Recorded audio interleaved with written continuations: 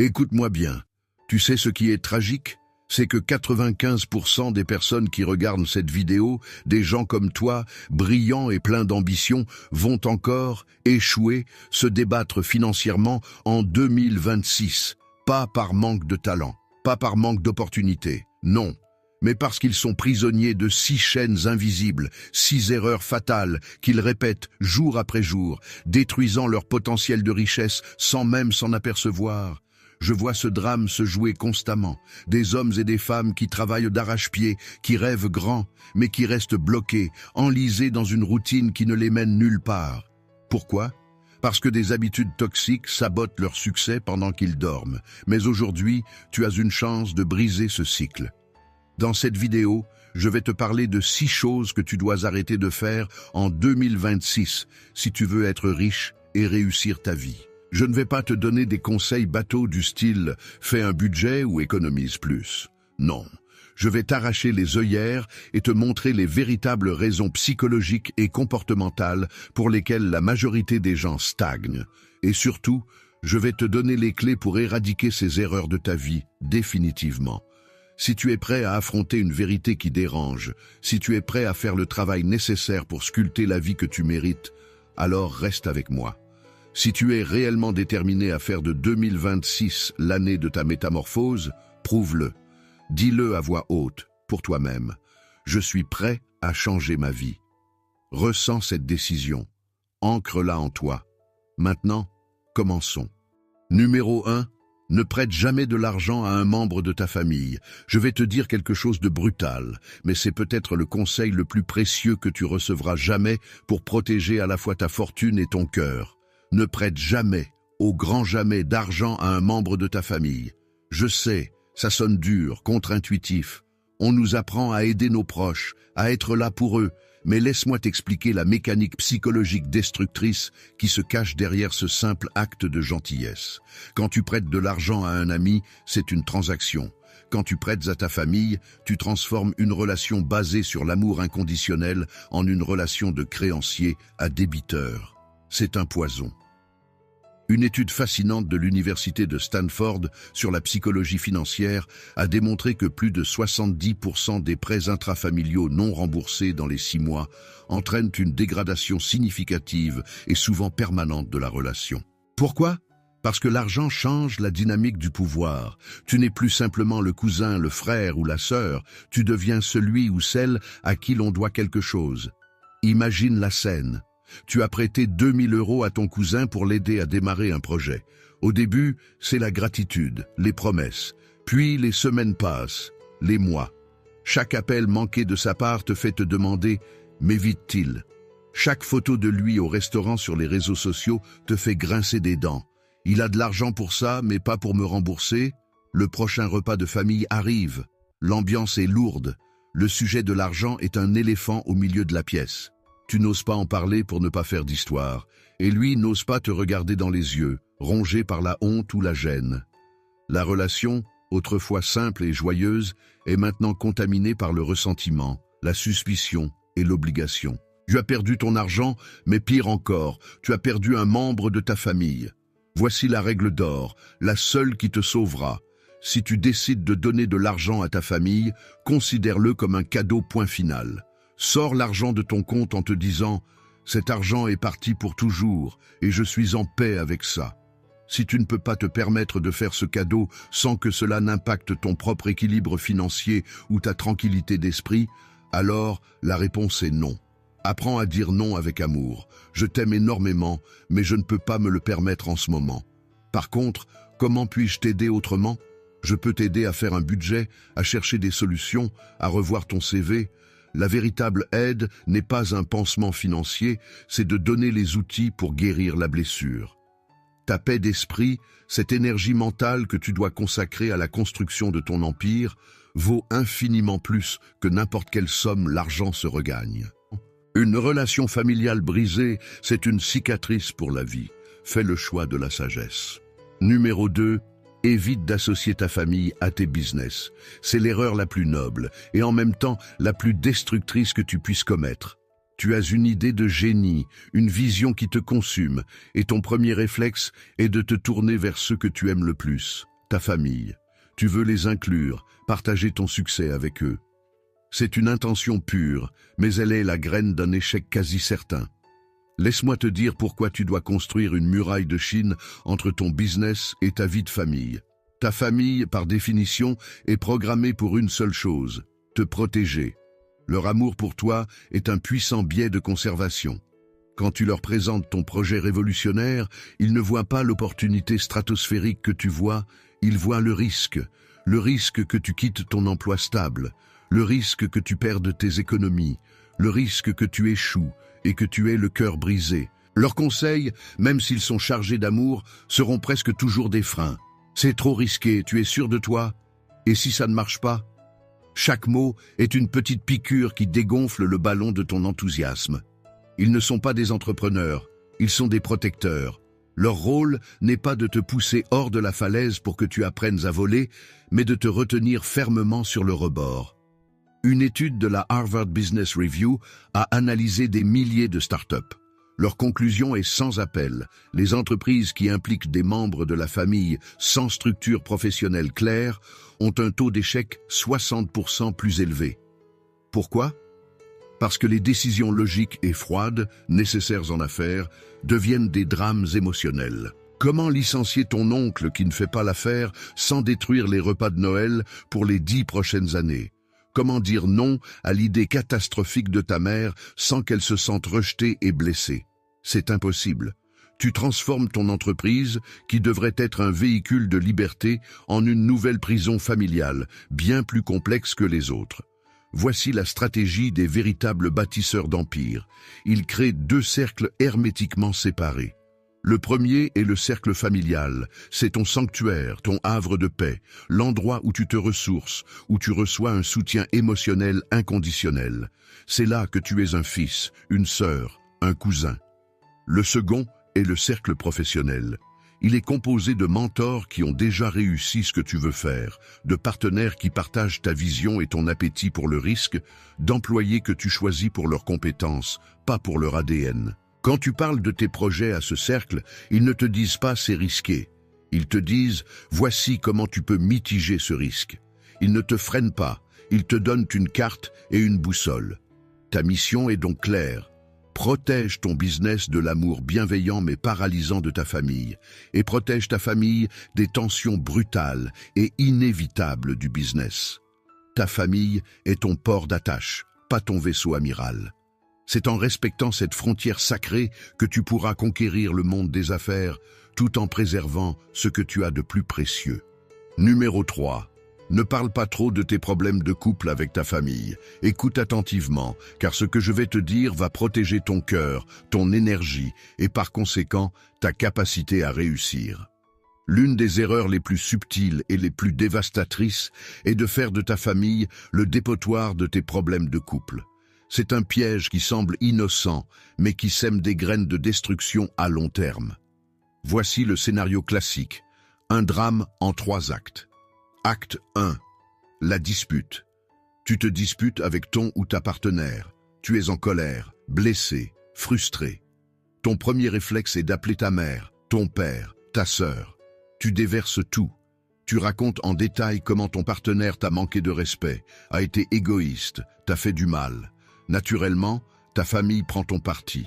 Ils sont indignés pour toi. Ils te consolent, te disent que tu mérites mieux. Ils valident ta colère. Tu te sens soutenu et compris. Acte 2. La réconciliation. 2 jours plus tard, la tempête est passée. Toi et ton partenaire, vous discutez, vous vous comprenez, vous vous pardonnez. L'amour est plus fort, l'incident est clos. Pour vous deux, la vie reprend son cours. Acte 3. La mémoire familiale. Et c'est là que le piège se referme. Toi, tu as pardonné. Mais ta famille, elle, n'oublie pas. Le cerveau humain est câblé avec ce qu'on appelle un biais de négativité. Nous accordons plus de poids et nous nous souvenons plus longtemps des expériences négatives. Pour ta mère, ton partenaire n'est plus seulement la personne que tu aimes, c'est aussi celui qui t'a fait pleurer la semaine dernière. Pour ton père, c'est celle qui ne te respecte pas. Tu as effacé l'ardoise, mais eux ont gravé l'incident dans le marbre. Chaque fois qu'ils verront ton partenaire, une petite partie d'eux se souviendra de la douleur qu'il ou elle t'a causée. Tu as, sans le vouloir, peint une cible sur le dos de la personne que tu aimes. Tu as planté une graine de méfiance et de ressentiment dans le seul endroit où ton couple devrait trouver un soutien uni. Le docteur John Gottman, l'un des plus grands experts mondiaux en relations de couple, a montré que l'interférence des familles est l'un des 4 cavaliers de l'apocalypse relationnelle. En partageant les détails négatifs, tu donnes à ta famille des munitions qu'ils utiliseront, consciemment ou non, contre ton partenaire. Tu crées une tension permanente qui épuise ton énergie.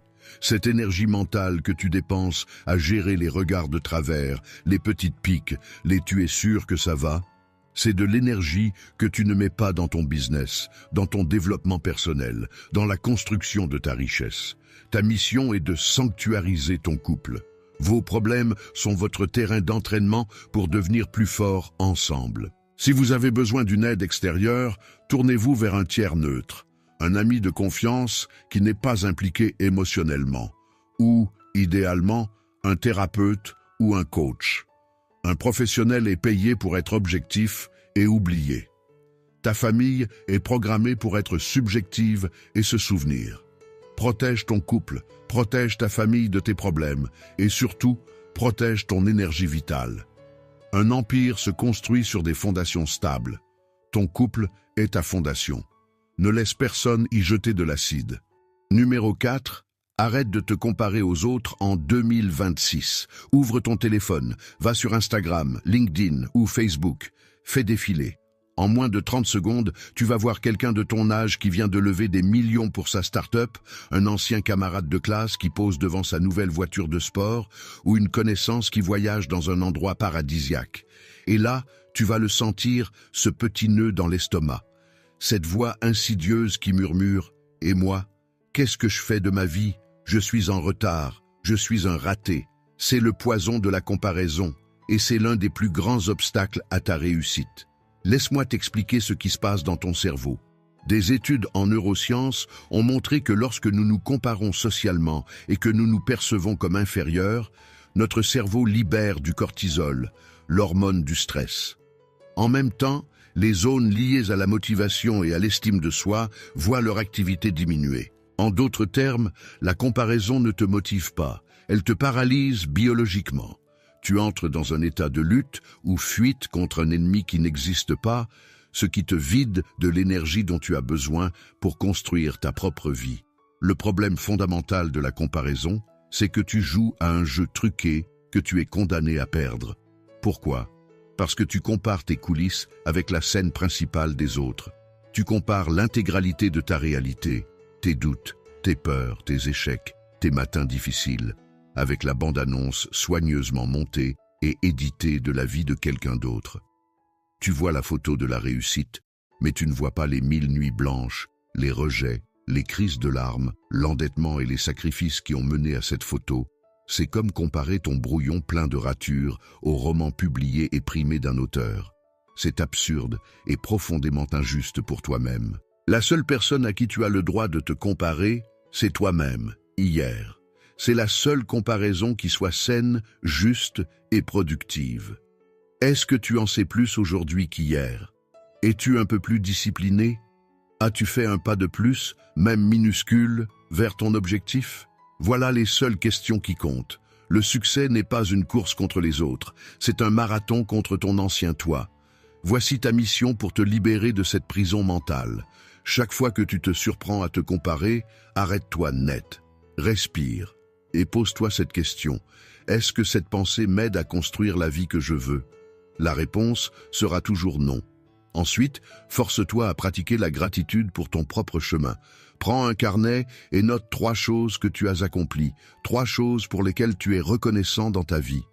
Tu réentraînes ainsi ton cerveau à se concentrer sur l'abondance dans ta propre vie plutôt que sur le manque perçu dans celle des autres. Les personnes qui réussissent vraiment sont trop occupées à arroser leur propre jardin pour regarder si l'herbe est plus verte ailleurs. Elles savent que le secret n'est pas d'avoir le même jardin que le voisin, mais de cultiver le leur jusqu'à ce qu'il devienne une jungle luxuriante. Concentre-toi sur ta propre croissance, c'est là que se trouve le pouvoir. Numéro 5. Fuis le confort comme la peste. Laisse-moi te révéler une vérité qui va à l'encontre de tout ce que notre société nous enseigne. Ton plus grand ennemi sur le chemin de la richesse et de l'accomplissement n'est pas l'échec, la compétition ou le manque de ressources. Ton plus grand ennemi, c'est le confort. C'est ce canapé moelleux, ce salaire stable mais sans passion, cette routine prévisible qui te donne une illusion de sécurité. Le confort est une prison dorée, une drogue douce qui anesthésie tes ambitions et assassine tes rêves à petit feu. Regarde autour de toi. La différence fondamentale entre les 5% qui réussissent de manière spectaculaire et les 95% qui stagnent n'est pas l'intelligence, ce n'est pas le talent, c'est le courage. C'est la volonté délibérée de faire des choses qui font peur. Chaque entrepreneur à succès que tu admires a ressenti la même boule au ventre que toi avant de se lancer. Chaque investisseur qui a fait fortune a senti la même sueur froide avant de cliquer sur acheter. La différence, c'est qu'ils ont agi malgré la peur. Toi, tu attends que la peur disparaisse. Et c'est pour ça que tu restes sur le quai, à regarder les navires partir. D'un point de vue neurologique, ta zone de confort est gérée par des parties primitives de ton cerveau, comme l'amygdale, dont le seul but est de te maintenir en vie en évitant tout ce qui est nouveau ou incertain. Chaque fois que tu envisages de lancer ce business, de demander cette promotion, de faire cet investissement, ton amygdale hurle « Danger, reste où tu es, c'est sûr ici ». Les gens qui réussissent ont appris à ne pas écouter cette sirène d'alarme. Ils ont entraîné leur cortex préfrontal, le siège de la logique et de la volonté, à dire « merci pour l'avertissement ». Mais la croissance se trouve de l'autre côté de cette peur. Le confort crée ce que les psychologues appellent l'atrophie de l'ambition. C'est comme un muscle. Si tu ne le sollicites jamais, si tu ne le pousses jamais jusqu'à la rupture, il s'affaiblit et finit par fondre. Chaque jour que tu passes dans le confort, ton muscle du courage s'atrophie. Il devient de plus en plus difficile de prendre des risques, et tes rêves, autrefois vibrants, deviennent des souvenirs fanés de ce que tu aurais pu être. Le regret, mon ami, est une douleur 1000 fois plus aiguë et plus durable que la douleur temporaire de l'échec. L'échec t'apprend une leçon. Le regret te hante pour le restant de tes jours. Voici ton défi, ta mission pour sortir de cette prison. Cette semaine, tu vas faire une chose qui te terrifie. Une seule. Passe cet appel téléphonique que tu repousses. Envoie cet email pour proposer ton projet. Inscris-toi à ce cours de prise de parole en public. Peu importe la taille de l'action, l'important est de prouver à ton cerveau que tu es aux commandes, pas ta peur. Le succès n'est pas un lieu que l'on atteint, c'est un état d'être, celui d'être perpétuellement en dehors de sa zone de confort. La richesse, les opportunités, la vie extraordinaire que tu désires, tout cela t'attend, juste de l'autre côté de cette barrière invisible de peur que tu as érigée toi-même. La question n'est pas de savoir si tu peux la franchir. La question est, en as-tu le courage? Numéro 6. Éradique le perfectionnisme de ton système en 2026. Je vais te parler du tueur de rêves le plus silencieux, le plus insidieux et le plus respectable de tous. Le perfectionnisme. Il se déguise en qualité, en souci du détail, en quête d'excellence. Mais c'est un mensonge. Le perfectionnisme n'est rien d'autre que la peur de l'échec et du jugement qui se pare de ses plus beaux atours. C'est le mécanisme de procrastination le plus sophistiqué jamais inventé. Et il est en train de détruire ton potentiel. J'ai vu des centaines de personnes brillantes paralysées par ce fléau. Elles ont une idée de business incroyable, mais elles passent 2 ans à peaufiner un business plan que personne ne lira jamais. Elles veulent lancer une chaîne YouTube, mais elles attendent d'avoir la caméra parfaite, le micro parfait, le script parfait. Elles veulent écrire un livre, mais elles réécrivent le premier chapitre 50 fois. Et pendant ce temps, le monde avance. Pendant qu'elles polissent une brique à la perfection, d'autres, moins parfaits, ont déjà construit un mur. Laisse-moi te donner une phrase qui a changé ma vie, une citation de Reid Hoffman, le fondateur de LinkedIn. Si la première version de votre produit ne vous fait pas un peu honte, c'est que vous l'avez lancé trop tard. Relis cette phrase, intègre-la. Facebook, à ses débuts, était un annuaire moche et basique pour une seule université Amazon, ne vendait que des livres, et son site était d'une simplicité risible. Mais ils ont fait une chose que le perfectionniste ne fait jamais. Ils ont commencé. Ils ont lancé une version imparfaite, un produit minimum viable, et ils ont utilisé les retours du monde réel, les erreurs et les critiques pour l'améliorer. Le perfectionniste opère sous l'illusion qu'il peut créer quelque chose de parfait dans le vide de son esprit ou de son bureau. C'est impossible. La véritable excellence ne naît pas de la théorie. Elle naît de l'action, de l'itération, de la confrontation avec la réalité. Chaque erreur que tu cherches désespérément à éviter est en réalité une leçon gratuite d'une valeur inestimable. Chaque critique qui te terrifie est une information cruciale pour t'améliorer. En cherchant à éviter l'échec, tu te prives du carburant même du succès. Voici ta nouvelle philosophie pour 2026 et au-delà. Fait vaut mieux que parfait. Ton objectif n'est plus la perfection, c'est la progression. Vise à être 1% meilleur chaque jour. Lance ce projet quand il est à 80%. Publie cette vidéo, même si l'éclairage n'est pas digne d'Hollywood. Envoie cette proposition commerciale, même si tu penses qu'elle pourrait être encore un peu mieux. Pourquoi? Parce que tu ne peux pas améliorer quelque chose qui n'existe pas. Une fois que ton projet est dans le monde, il est vivant. Tu peux le corriger, le faire évoluer, le pivoter. S'il reste dans ton disque dur ou dans ta tête, il est mort. Ta mission est radicale. Prends ce projet que tu repousses depuis des mois sous prétexte qu'il n'est pas encore prêt. Donne-toi 48 heures. Dans 48 heures, tu dois le lancer sous une forme ou une autre. Publie le premier article de blog. Mets en ligne la page prochainement de ton site. Appelle ton premier client potentiel. Fais-le. Ressens la peur et fais-le quand même. La perfection est le musée où les rêves sont exposés sous verre, intacts et sans vie. L'action est le chantier chaotique et bruyant où les empires naissent. Choisis ton camp. Voilà. Les 6 chaînes sont maintenant exposées à la lumière. Prêter de l'argent à sa famille, y mêler ses affaires, y confier ses problèmes de couple, se comparer, rester dans le confort et viser la perfection. Ce ne sont pas de simples mauvaises habitudes. Ce sont des systèmes de pensée qui t'enferment dans la médiocrité, la richesse, le succès, la vie que tu désires ardemment. Ce n'est pas une question de chance ou de circonstance, c'est une question de décision. C'est une mentalité. C'est le résultat d'une discipline de fer appliquée jour après jour pour éliminer ce qui te tire vers le bas et pour embrasser ce qui te fait grandir, même si c'est inconfortable. Arrête de faire ces 6 choses. Pas demain, pas la semaine prochaine, aujourd'hui. Prends ta vie en main avec la force d'un titan qui brise ses chaînes. Construis le futur que tu mérites, non pas parce que c'est facile, mais parce que tu as décidé que la douleur de la discipline était infiniment préférable à la douleur du regret. 2026 ne sera pas ton année par magie. Elle sera ton année parce que tu auras décidé de la forger par tes actions, tes choix et tes sacrifices. La différence entre celui que tu es aujourd'hui et celui que tu seras dans 2 ans ne réside pas dans le talent que tu as, mais dans la discipline que tu auras cultivée. Le chemin est devant toi. Fais le premier pas, maintenant.